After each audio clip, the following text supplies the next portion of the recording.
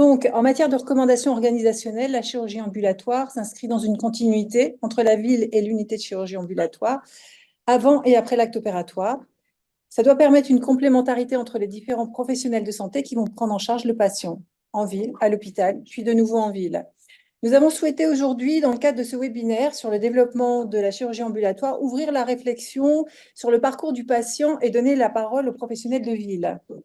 La communauté pluriprofessionnelle de territoire de santé de Compiègne a inscrit dans son projet de santé une fiche action développer la qualité et la pertinence des soins avec un focus sur des actions liées au parcours du patient en amont et en aval d'une chirurgie ambulatoire. Donc, je vais laisser la parole à Madame Delmotte, qui est coordonnatrice de la CPTS de Compiègne, pour nous présenter leur réflexion. Bonjour à tous. Alors, je pourrais m'appeler Madame Delmotte, mais en fait, je suis Isabelle Boucher. Je suis la coordinatrice de la CPTS de Compiègne et sa région. Et je vais avoir le plaisir, je vous remercie de nous avoir conviés à ce webinaire. Je vais avoir le plaisir de co-présenter la réflexion de la CPTS sur comment impliquer chaque acteur de la ville dans le parcours ambulatoire. Et j'ai le plaisir de le faire avec Marie-Odile Guyon, qui, vous le verrez, a une double casquette, tant au niveau de la CPTS que de l'implication dans la chirurgie ambulatoire au travers de l'AFCA. Et si vous pouviez nous mettre le PowerPoint, j'avoue que ça nous aiderait un peu. Voilà, donc comme je vous l'ai dit, comment impliquer chaque acteur de la ville dans le parcours ambulatoire? Eh bien, c'est ce que nous allons tenter de faire avec vous aujourd'hui.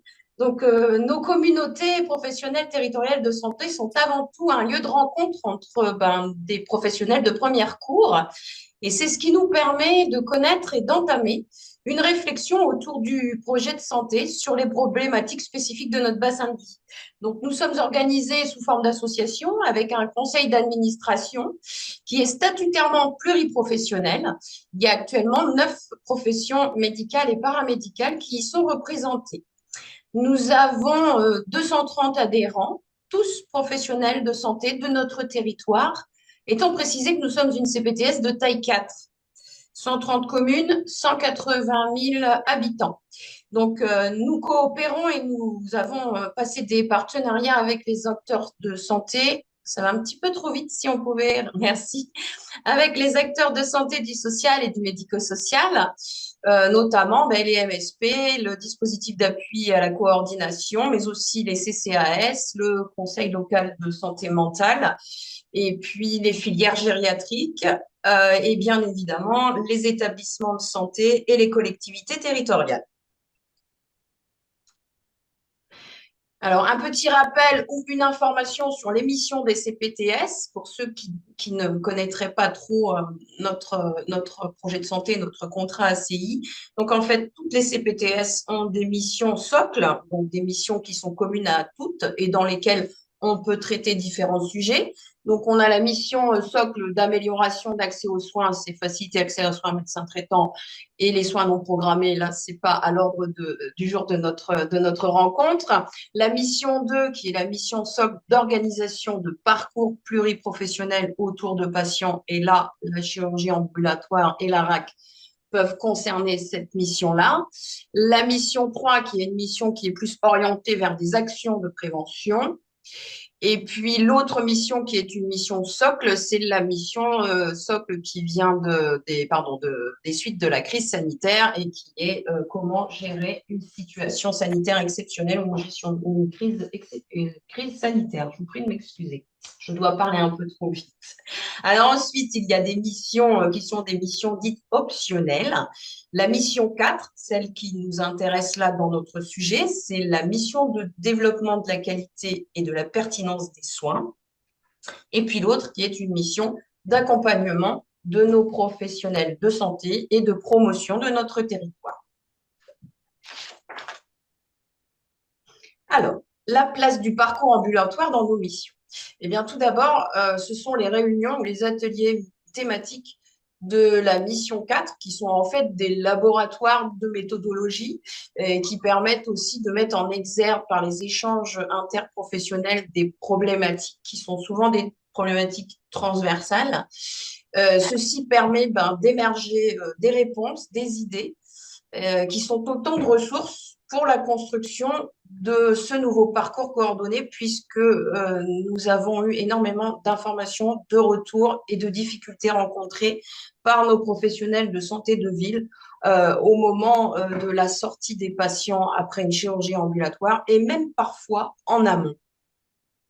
Donc, si nous allons mener déjà notre parcours ou notre réflexion plutôt au niveau de cette mission 4 pour voir comment nous pourrions travailler, et ça, c'est Marie-Odile qui va vous le présenter, à l'acculturation de ces parcours ambulatoires auprès de nos professionnels de santé.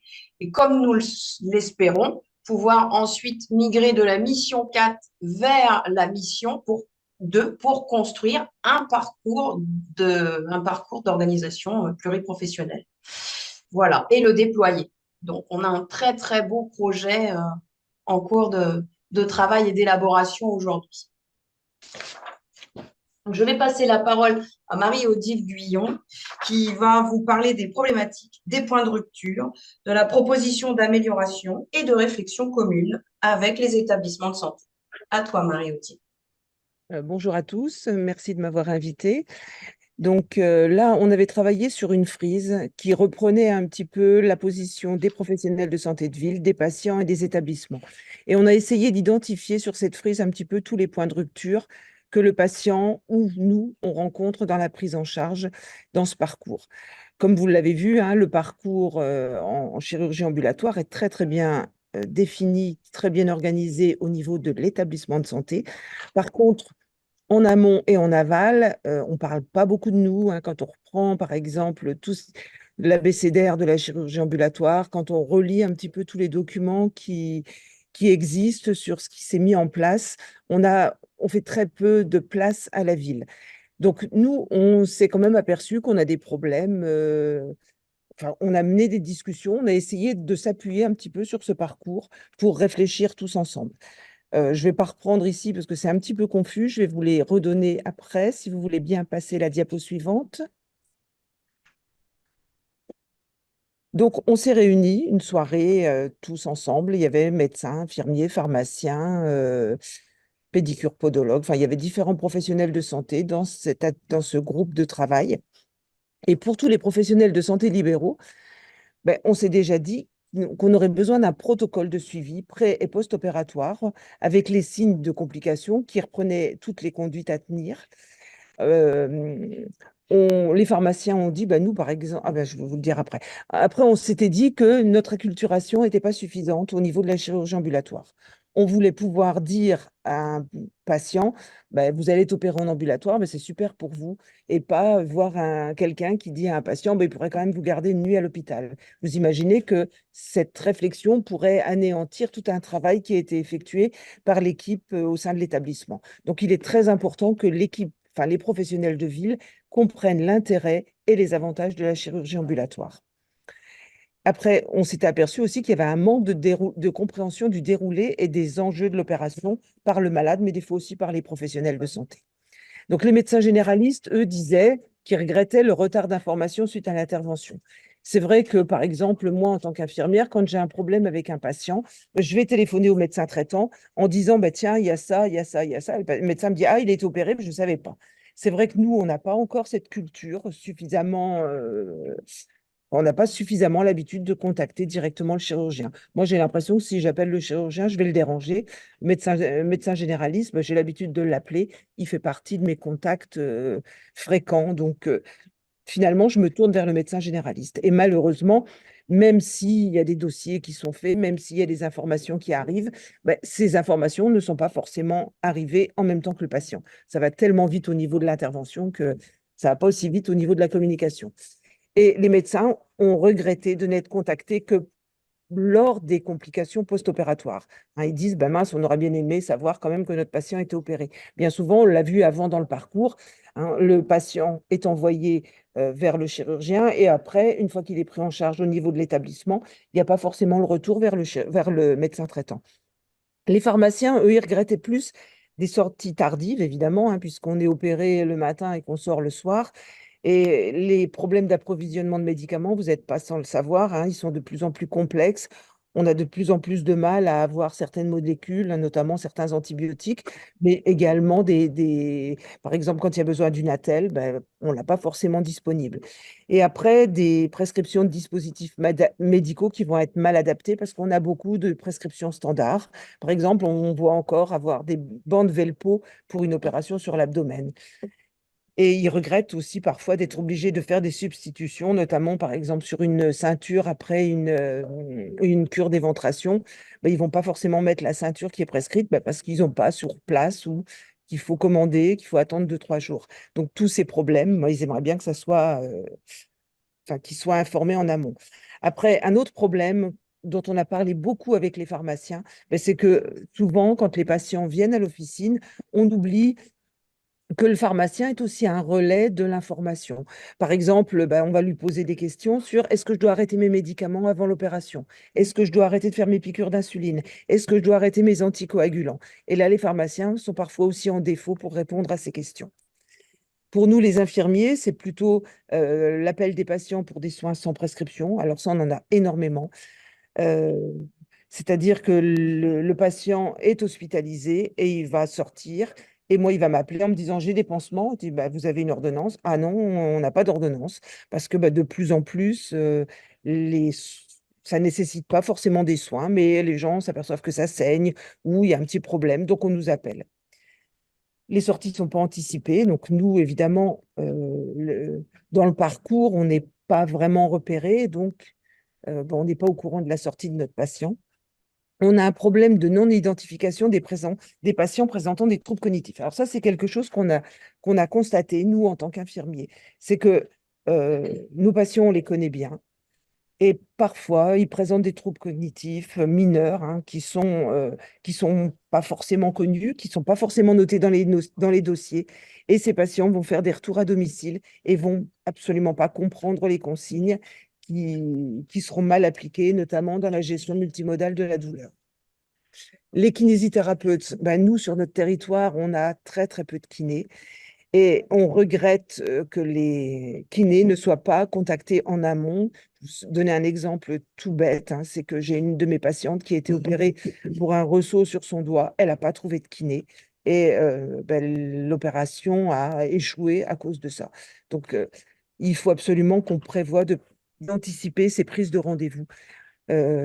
Et ensuite, on constate aussi que les patients sont parfois complètement découragés parce qu'ils appellent 10, 15 kinés et que c'est des noms systématiques.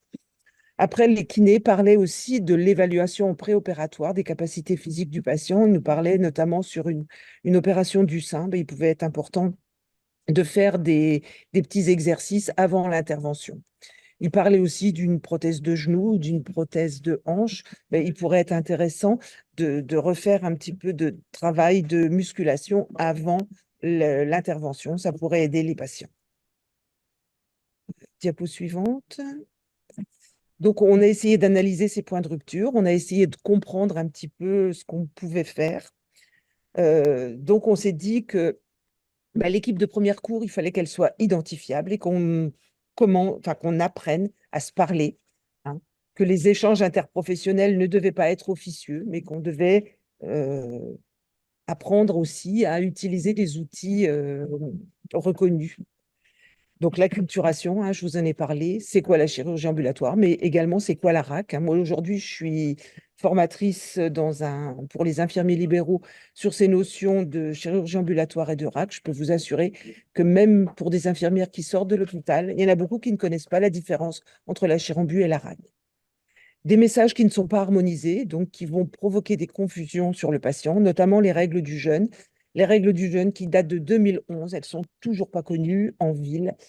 Et l'hôpital qui va dire au patient, ben, vous appliquez la règle du jeûne, c'est-à-dire que 2 heures avant, vous pouvez boire une boisson sucrée, pas du lait, mais une boisson sucrée. Et nous, en ville, on va dire, ah non, non, c'est un jeûne, c'est 12 heures à jeun. Bon, comment voulez-vous que le patient s'y retrouve? Et puis, il faut qu'on comprenne aussi pourquoi ces règles du jeûne ont changé. Il faut qu'on comprenne que ben, ça peut être important pour quelqu'un qui va présenter des nausées et vomissements de bien respecter cette règle. On a des retards de prise en charge par défaut d'anticipation, je vous en ai parlé, hein. C'est la kiné qui ne va pas pouvoir intervenir, mais c'est aussi du matériel de mobilité spécifique. Après, on pourrait aussi reparler, par exemple, moi j'ai eu un patient qui a été opéré d'une prothèse de hanche, qui avait une très jolie maison avec plein de niveaux. Et ben, en fait, il avait un déambulateur à roulettes et il a failli tomber parce que avec les petits trous, il n'a pas pu maîtriser ses roues. Enfin, voilà, c'est des petites choses, mais peut-être qu'il faudrait qu'on y réfléchisse avant. Des déprogrammations qui sont évitables, par exemple quand les traitements n'ont pas été arrêtés à temps ou quand les, des explications ont été mal données, mal faites. Et évidemment, des recours aux urgences évitables en post-opératoire. Mais là, ça serait intéressant de retravailler avec Gilles Bontemps sur ces programmes, si on arrive à monter notre projet sur notre territoire comme on le souhaite, mais de voir un petit peu si on peut avoir une incidence en impliquant plus la ville. Je vous laisse passer la diapo suivante. Donc, les propositions qu'on a faites, eh bien, évidemment, c'est d'identifier les professionnels de ville par le biais. Alors, nous, on a marqué passeport ambulatoire de première cour, mais simplement un dossier, quoi, qu'on soit identifié. Donc, passer un partenariat avec les établissements du territoire de la CPTS. On a commencé à travailler avec l'établissement qui nous a contactés. Donc, à partir des données Visushare, on a évalué les raisons des succès dans certaines opérations pour les transposer sur d'autres. Nous, on s'est dit que ce qui était intéressant, c'est de regarder ce qui marche et puis de transposer à ce qui est moins bien, ce qui marche de l'autre côté. Donc, essayer de voir si nous, en tant que professionnels de ville, on peut contribuer à améliorer ces résultats. Les données RAC, pourquoi avec la RAC, on arrive à réduire les durées de séjour et pourquoi n'arriverions-nous pas à passer en ambulatoire certaines interventions? Et puis, pour nous, ce qui nous semble essentiel, c'est vraiment d'avoir des protocoles péri- et post-opératoires. Mais également, on a réfléchi avec un anesthésiste sur la prise en charge de la douleur, voir exactement ce qui doit se faire autour des chirurgies. On a créé une équipe d'adhérents volontaires, RAC, chirurgiens, établissements de santé, dans notre système d'information afin d'améliorer la coordination grâce à une messagerie sécurisée. C'est-à-dire qu'il faudrait qu'on trouve une solution pour pouvoir communiquer facilement entre nous. Et peut-être même entamer une réflexion, donc ça c'était une question qu'on s'est posée, entamer une réflexion avec la Caisse primaire d'assurance maladie pour intégrer notre projet de parcours dans le cadre du Prado chirurgie. Ça pourrait nous aider d'avoir les dames de la CPAM dans notre projet. Je vous laisse passer à la diapo suivante.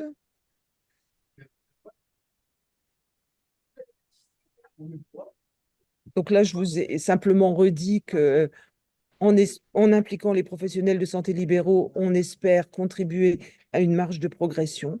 Pour nous, la chirurgie ambulatoire, c'est l'anticipation. Donc, apprenons les signes d'alerte. C'est une récupération plus rapide, c'est moins de stress pour le patient, c'est un bien-être. Les patients âgés qui seront moins désorientés en restant à domicile. On dédramatise les actes, moins d'infections nosocomiales, moins de complications liées à l'allaitement, moins d'effets secondaires car les anesthésies sont plus ciblées, plus courtes. Donc au final, notre travail, ça serait renforcer le lien ville-hôpital par un travail commun sur la chirurgie ambulatoire et le suivi à domicile. Du coup, ça en verrait renforcé. C'est adapter nos solutions de système d'information aux spécificités de la chirurgie ambulatoire ou de la RAC. Et c'est de rédiger des protocoles de suivi harmonisés pour toutes les interventions.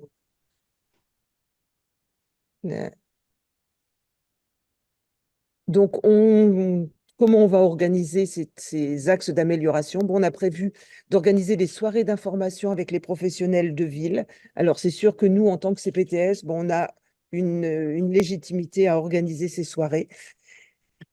On va pouvoir essayer d'avoir un langage commun qu'on pourra avoir autour du patient. C'est vrai que si on a les mêmes informations, on pourra donner si on a les mêmes, oui, si on sait les mêmes choses, on pourra les répercuter auprès de nos patients.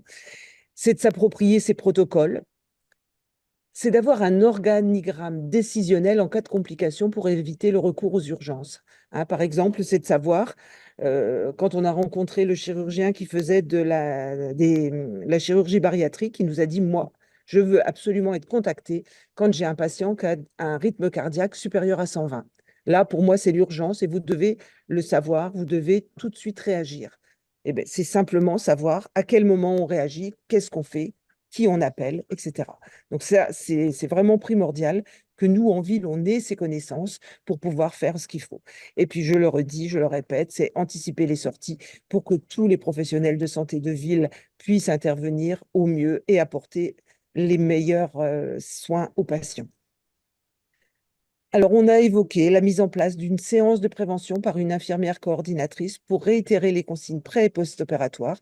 Et ça, c'était plus pour repérer et désamorcer les angoisses, mais également pour éviter des programmations qui arrivent simplement parce que le patient n'a pas tout à fait compris qu'il fallait, par exemple, qu'il ait quelqu'un qui vienne le chercher le soir.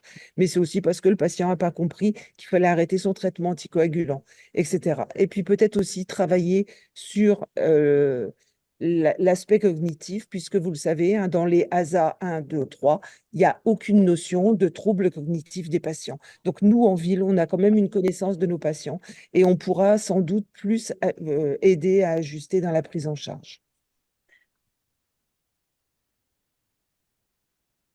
Ça, c'est notre petit slogan avec notre petit labyrinthe. Hein. On sait que pour les patients, quand on tombe malade, c'est compliqué, mais l'important, c'est que nous, on soit tous ensemble pour pouvoir répondre à leurs besoins. Voilà. Donc, se réunir est un début, rester ensemble est un progrès, travailler ensemble est la réussite. Unissons nos talents pour la santé du territoire. Je vous remercie.